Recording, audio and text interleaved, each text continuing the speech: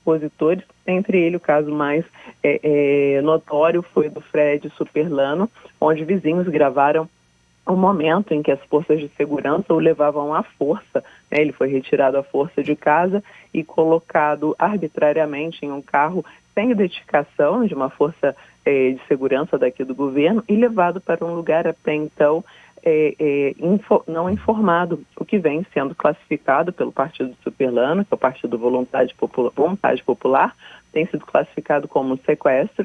E esse partido também afirma que ele pode estar sendo torturado para depor contra Maria Corina Machado e assim o governo ter mais provas de que para então impor uma prisão à líder opositora Maria Corina Machado e também Edmundo Gonzalez Urrutia, que foi um dos que concorreram à eleição e contra Nicolás Maduro no último domingo e, de acordo com o Conselho Nacional Eleitoral, o Edmundo Gonzalez teria ficado em segundo lugar na votação.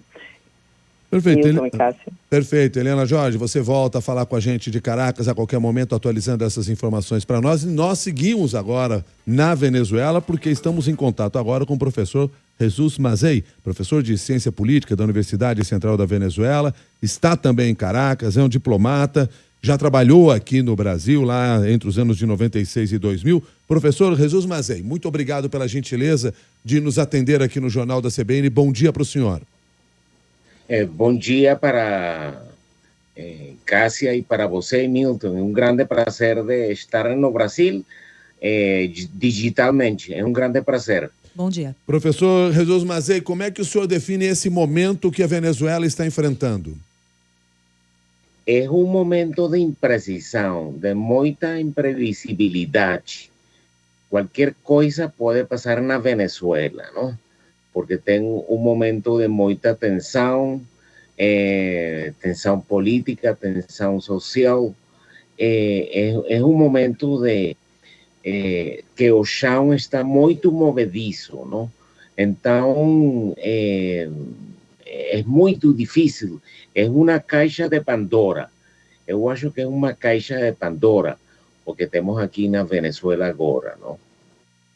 Agora, professor, eu gostaria de ouvi-lo também a respeito da primeira manifestação do presidente do Brasil, Luiz Inácio Lula da Silva, sobre as eleições na Venezuela. Ele disse que espera as atas, que gostaria que elas fossem divulgadas, mas, ao mesmo tempo, disse também não ter visto nada de grave ou anormal nas eleições na Venezuela. Como o senhor recebe esse tipo de declaração? A declaração do presidente Lula, eu acho que tem duas partes, não? Tem uma parte que pede a apuração das atas o mais pronto possível, não? Então, essa é uma coisa muito boa, porque é o que está pedindo toda a gente. Apuração efetiva, transparente, para que ter legitimidade do processo, não? E a outra coisa, a outra parte da declaração do presidente Lula, eu acho que a coisa não está muito tranquila, não está muito normal. Então, nisso, eu não concordo com o presidente Lula, porque eu acho que não tem toda a informação do que está acontecendo na Venezuela. Hoje é o dia, hoje amanheceu muito tranquilo o dia, mas não tem transporte, não?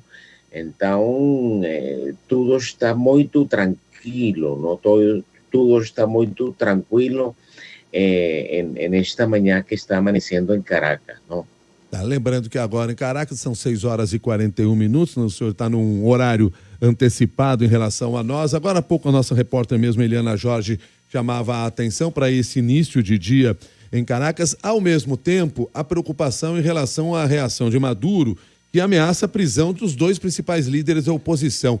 Isso pode se concretizar e o que significaria isso nessa luta da oposição na Venezuela? Isso tem uma consequência muito imprevisível, Milton, porque não sei como a gente vai reaccionar. Então, porque o povo venezuelano está muito bravo, não? Muito bravo por o que aconteceu o o dia domingo, não? Então, é muito imprevisível. Como cientista político, o acontecimento social agora está em chão muito movediço, não? Então, qualquer coisa pode acontecer, não? Qualquer coisa pode acontecer, não? Na avaliação do senhor, quais podem ser as consequências desse processo eleitoral com denúncias de fraudes, uma apuração que ainda não foi completamente divulgada, né, no sentido de que as atas não foram divulgadas até esse momento? Como fica, por exemplo, a Venezuela no cenário internacional a partir desse momento de impasse? Bom, o que acontece agora é que alguns países não han reconhecido o resultado, não? Então, a legitimidade de origem de um novo governo fica um pouco em entredicho, não? Fica um pouco muito difícil, não? Então, eu acho que tem a coordenação que o Brasil tenha com 3 países fundamentais da América Latina, Colômbia, Chile, e o papel que possa jogar os Estados Unidos. Mas eu acho que a ajuda do Brasil, a ajuda da Colômbia, de Chile, é muito importante neste momento para que se faça a apuração mais pronto possível das actas da eleição do dia domingo. Eu acho que tem que ter um grupo de países amigos, não? Que é muito importante neste momento, não? Eu acho que isso seria uma coisa muito importante, ter um grupo de amigos da América Latina que ajude a solução deste problema muito, muito grave, não? Professor, apenas para fechar aqui essa nossa conversa, Maduro mantém o apoio das Forças Armadas? Não, sim tem. E isso seria o essencial para mantê-lo no poder, então? Eu acho que sim, porque o governo tem as partes mais importantes para manter no poder, não? As Forças Armadas, o controle do Parlamento, do Tribunal de Justiça Federal, a Procuradoria. Então, tem os resortes do poder na mão, não? Mas eu não olho enfraquecimento em algum setor da sociedade política, não olho nenhum setor. Aparentemente, há uma homogeneidade na situação, nos principais atores, não, da vida política venezuelana do governo. Então, a situação das Forças Armadas é de completo apoio ao presidente ou de alto mando, a estrutura de alto nível das Forças Armadas é de apoio total ao presidente da República, não? Professor Jesus Mazei, muito obrigado pela sua gentileza de conversar conosco aqui no Jornal da CBN, ao vivo de Caracas. Um bom dia para o senhor, melhores dias. Eu agradeço muito a invitação. Para mim, o Brasil é um país que tenho sempre em meu coração. E lembro muito de minha estadia, tanto em Brasília como em São Paulo, não? Brasil é um país muito maravilhoso para mim e para minha família, não? Então, eu agradeço muito a conversa com todos vocês. Muito obrigado. Obrigado, professor Jesus Mazei, professor de Ciência Política da Universidade Central da Venezuela. Já foi diplomata aqui no Brasil, como deixou claro aí na sua declaração, conversando conosco ao vivo nesse momento de Caracas. Agora são 7h46, Cássia Godoy. Temos a informação com a nossa reportagem chegando da capital federal a respeito de uma operação em curso contra uma organização criminosa. Quem conta pra gente os detalhes é a Ana Carolina Tomé. Ana Carolina, bom dia. Bom dia, Cássia, a todos os ouvintes. A Polícia Civil do DF do Rio de Janeiro investiga um grupo criminoso especializado em extorquir comerciantes de todo o país. Ao todo, 3 mandados de prisão estão sendo cumpridos na cidade de Taguatinga, uma região administrativa aqui do DF, na manhã de hoje. Além disso, 4 mandados de busca e apreensão ocorrem em Cabo Frio e na capital do estado do Rio de Janeiro. As investigações começaram há 3 meses após uma vítima relatar aos policiais sobre um roubo em uma agência dos Correios em Taguatinga, que é essa região que fica aqui a cerca de 20 quilômetros de Brasília. Os policiais constataram que, na verdade, estava ocorrendo um golpe, onde os suspeitos ligaram para o comércio e disseram estar armados do lado de fora. Eles exigiram que os funcionários fizessem transferências bancárias sob a alegação de que, se não fizessem, eles entrariam atirando no local. No caso da agência dos Correios, uma das funcionárias se assustou e ligou para o chefe que, sem entender ao certo o que estava acontecendo ali, acabou transferindo o dinheiro para a conta de laranjas apontada aí pelos criminosos. A polícia descobriu ainda que eles passavam o dia todo realizando essas simulações. Segundo o delegado do caso, Thiago Boing, os suspeitos pesquisavam as lojas na internet e usavam ali imagens das redondezas do comércio para que as vítimas não suspeitassem da ação criminosa. Esses integrantes da associação criminosa passavam o dia inteiro fazendo ligações para comércios distintos de todo o Brasil, e assim que eram atendidos, eles começavam a descrever o comércio ali por fora, perguntando se estava falando daquele estabelecimento, como se eles estivessem vendo o comércio pelo lado de fora, a partir de imagens de internet. Eles queriam passar a sensação que estavam ali por perto. Quando o atendente mordia isso, eles anunciavam um suposto assalto, falando que estavam armados do lado de fora. E depois, na verdade, o que eles queriam era a realização de transferências bancárias. Eles responderão pelos crimes de extorsão, lavagem de capitais e associação criminosa, com penas que podem chegar a 28 anos de prisão. Cássia. Muito obrigada. Essa foi a Ana Carolina Tomé, às 7h49.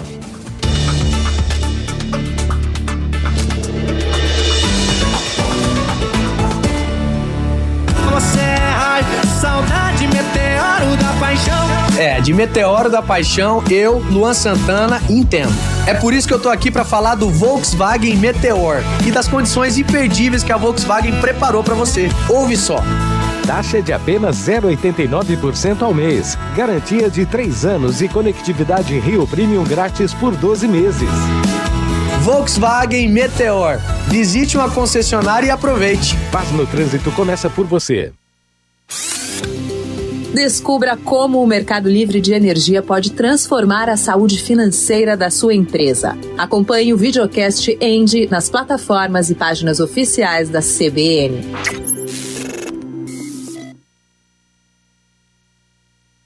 (7h50) Jornal da CBN.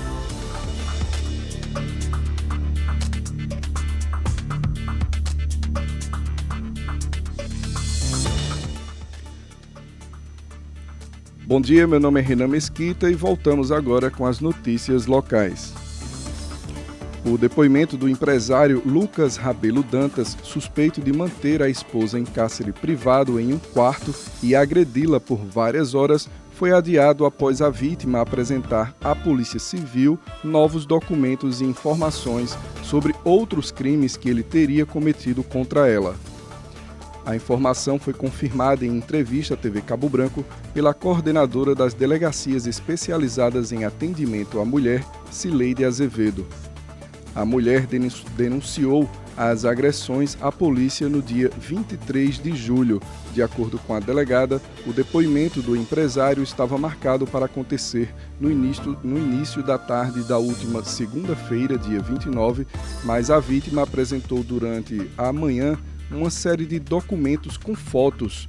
A coordenadora afirmou que os novos documentos devem ser analisados pela delegada para que, posteriormente, questione o suspeito sobre as informações apresentadas. Ainda de acordo com a Cileide Azevedo, o inquérito está em segredo de justiça e não é possível detalhar os novos crimes cometidos pelo acusado. Uma nova data para o depoimento ainda não foi definida. O portal G1 entrou em contato com o advogado do suspeito, mas não recebeu retorno até o momento. Quando a medida protetiva contra o empresário foi concedida pela Justiça da Paraíba, a defesa do homem afirmou que ainda não teve acesso ao inquérito policial e que, por isso, não vai se manifestar no momento. A vice-coordenadora da Delegacia da Mulher, Paula Monalisa, confirmou que estão em contato com o advogado do suspeito. A Justiça da Paraíba atendeu o pedido do Ministério Público e suspendeu os efeitos da decisão liminar que determinou ao município de João Pessoa a expedição de licença de habitação, o Habite-se, em favor do empreendimento Oceânica Cabo Branco, um dos prédios investigados por extrapolar a altura permitida em faixa de orla, desrespeitando o artigo 229 da Constituição do Estado da Paraíba. O recurso foi movido pelos promotores de justiça Cláudia Cabral e Francisco Seráfico da Nóbrega Filho, que atuam na defesa do meio ambiente e patrimônio público.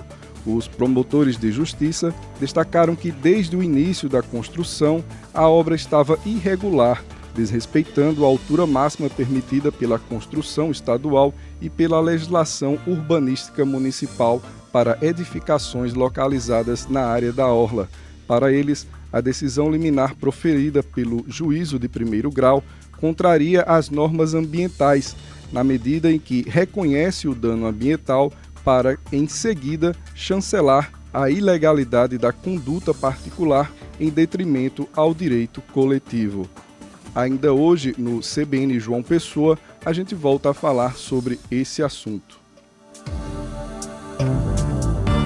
CBN, tempo e temperatura.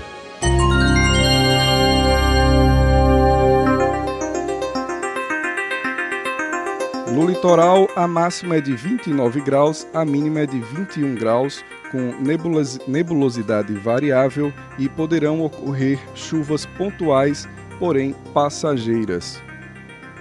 Um novo alerta de perigo potencial de vendaval foi emitido para todos os municípios da Paraíba. O aviso do Instituto Nacional de Meteorologia passa a valer das 8 horas de hoje e vai até às 6 da noite da sexta-feira. A previsão é de vento variando entre 40 e 60 km por hora. Em caso de rajadas de vento, o IMET orienta que as pessoas não se abriguem debaixo de árvores, pois há risco de queda e descargas elétricas, além de não estacionar veículos perto de torres de transmissão e placas de propaganda. A população pode entrar em contato com a Defesa Civil pelo telefone 199 e com o Corpo de Bombeiros pelo número 193. Daqui a pouco a gente volta com mais informações locais.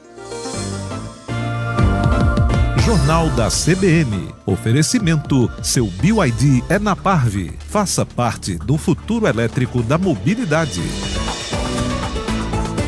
A BYD Parve preparou ofertas imperdíveis para você. Conquiste seu BYD com 5 anos de revisão grátis, condições exclusivas de financiamento e valorização do seu seminovo. Conheça o novo BYD King Sedan e o SUV Song Pro. Visite a concessionária mais próxima e faça um test drive. Estamos em João Pessoa, na rua Aviador Mário Vieira de Melo, 1500, sala 6. João Agripino e Campina Grande, na Avenida Prefeito Severino Bezerra Cabral, 1165. José Pinheiro. Todas as unidades contam com assistência técnica e carregamento para o seu veículo elétrico. BYD é na Parve. Paz no trânsito começa por você. Mostra esse Brasil que tem dentro de você, deixa a bola rolar. O jogo só tá começando, a profecia tá no ar. Quem vence hoje, quem mete gol, quantas vezes a rede vai balançar? Acredite na brasilidade, a felicidade tá em primeiro lugar. Profetize, profetize, profetize na Bet Nacional. Profetize, profetize, profetize na Bet Nacional. Bet Nacional, a Bet do Brasil. Joga com responsabilidade. Saiba mais com o Hospital Visão. Qual o seu principal meio de contato com o mundo? Se você disse que é a visão, acertou. E lembre-se, ela precisa de cuidados frequentes. Uma visita ao oftalmologista pode revelar doenças silenciosas que, sem o tratamento adequado, são capazes de levar à cegueira, como glaucoma, Cuide bem da sua saúde e conte com o Hospital Visão. Tecnologia e humanismo a favor dos seus olhos. Direção técnica Dr. Fernando Gadelha. CRM 5494. O Hospital Visão é referência no diagnóstico e tratamento das doenças oftalmológicas. Somos o primeiro na Paraíba a conquistar o selo nível de excelência em gestão oftalmológica. O Hospital Visão evoluiu e hoje realiza cirurgias em 3D, guiada por inteligência artificial, com planejamento digital e equipamentos de última geração. Hospital Visão, há 10 anos cuidando da saúde dos seus olhos. Bairro Expedicionários, Shopping Pátio Altiplano e Shopping Live Mall. Responsável técnico Dr. Fernando Gadelha, CRM 5494. O dia começa melhor